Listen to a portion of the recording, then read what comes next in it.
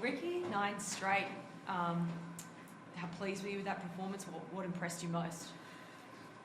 Probably the way they kept going in the second half, keeping them to 0, and we made 3 errors in the first half and they scored off it, so it's something we'll look at too. But I think the boys thought they all come in and pretty disappointed at half time. But I gave them a rap in regards to the way they were playing. It's just a couple of errors that we made that give them the opportunity to score tries, and they can attack. They've got good attacking footy players. And I thought defensively we did a better job in the second half in some areas. The second half tends to be something that you do always come out stronger and you come away with the game. Can you pinpoint why that is? Hindy asked me a question in the pre-game about, we faded in the first half last week. Well, there is, every team has patches of 6, 7 minutes, 10 minutes, some teams longer, where they might drop out of the game a bit. But momentum is a hard thing to catch in this game. Momentum is a hard thing to get back. And it's a fair question, but don't not recognise the ability of other teams. I mean, Parramatta beat the Broncos on Friday night. We had them last week, and so many of the noise out there is, well, you because of where you are and where they are, and you'll beat them and whatnot. And well, maybe we should, but we don't see it like that, and that's probably why we're winning games with the way the boys are preparing. We don't see any other team we don't see any other team any less. We treat every opposition as though it's a game of football that they can beat us. I suppose it speaks volumes of the competition, really, doesn't it? Because you can't take any game lightly, no matter where they sit. Well, look at the Titans yesterday. Yeah. If they had that attitude a bit more, they've got the players. If they had that attitude a bit more, they'd win more games for Des, instead of Des being the scapegoat. But players have got to take responsibility, and that's what my players are doing. Players at other clubs where poor old coaches copping it, they've got to look at themselves as well. We talk about it every single week when we're down here with the Raiders, but Kyle Weeks and Timoko and so many of them. But Weeks just seems to just improve his game and feel more confident, and watching him is a real delight.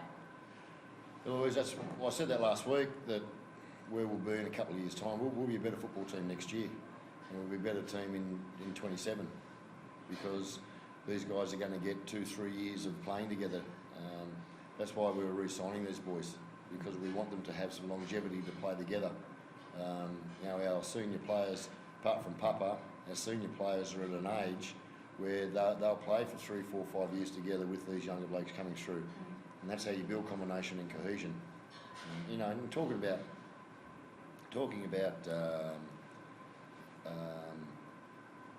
Kyo, the thing with Kay is he's just such a humble, talented footy player, and that's right through our club.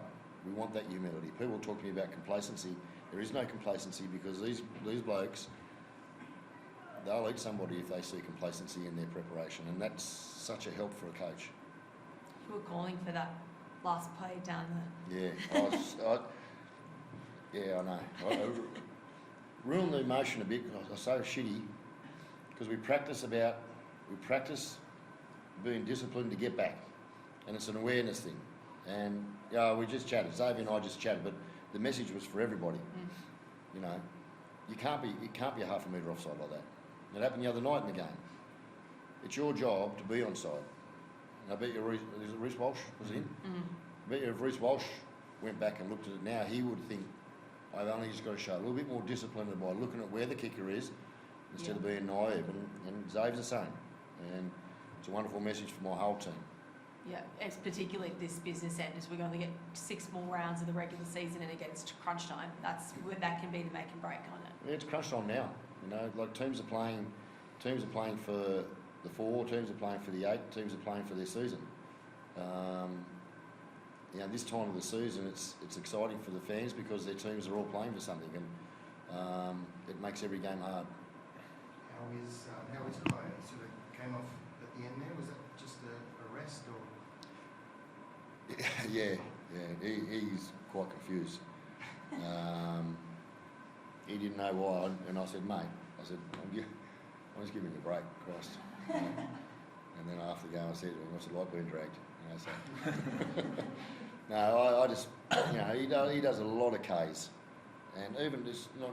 You've got to be careful with their loads of training too. And as a fullback, you do so much running, and if I can just give him this, we don't get that opportunity very often. We're always in the grind, so. And Joe, looked like you had a bit of a chat to the guys at half time. What did you sort of say to them out there?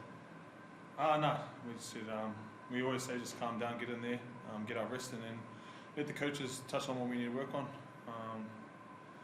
Obviously, we were disappointed. I thought we were playing good footy, and the scoreline probably didn't reflect that. A couple of errors, it's a couple of tries, but no, I still thought we had much more to give.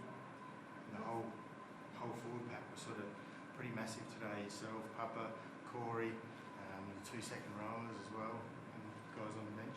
Yeah, definitely. We talked about, we want to bring intent going into the back end of the season, and that's what the boys done. That was my main message before we went out, and the boys delivered. What's the timeline on some of the injured players? We expect them back after the bye, after the Dragons, and then the bye, or do you have any? Sav's probably, don't hold me to it, but Sav's probably, I was only just talking to David about it yesterday, he might be a week or two after the bye. Probably might be around 25. Yeah. He'll be available. Matty Nick. It'd be nice if we could get him. In our bye round, we've got a Kappa playing. It'd be nice to give him some minutes there.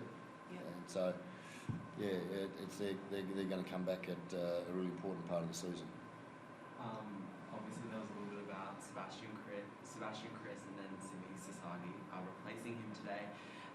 Do you think after Sasagi's performance, Chris has got a little bit of work up for him, and they will have to kind of compete for that number 4 jersey?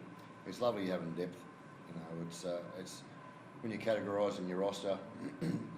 All I look at is my depth of talent,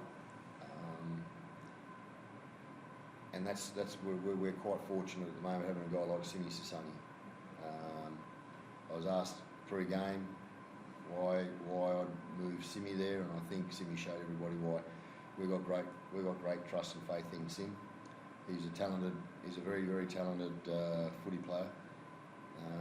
His biggest issue when he came to me was he just had to be.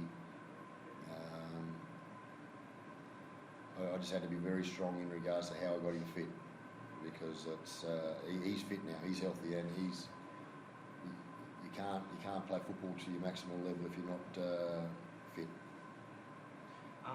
Also, you said a little bit before that it was the 3 errors that they scored off in the first half.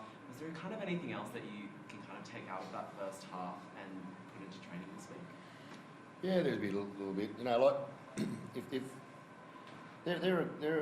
don't underestimate that football team we played against. You look at Dane Gagai. He'd be the first bloke I'd re-sign when I was involved with the Knights. He was by far their most hungriest, best player out there tonight. He just never stopped trying, and that builds teams. You can build teams around a person like Dane Gagai. Thanks, guys. Thank you.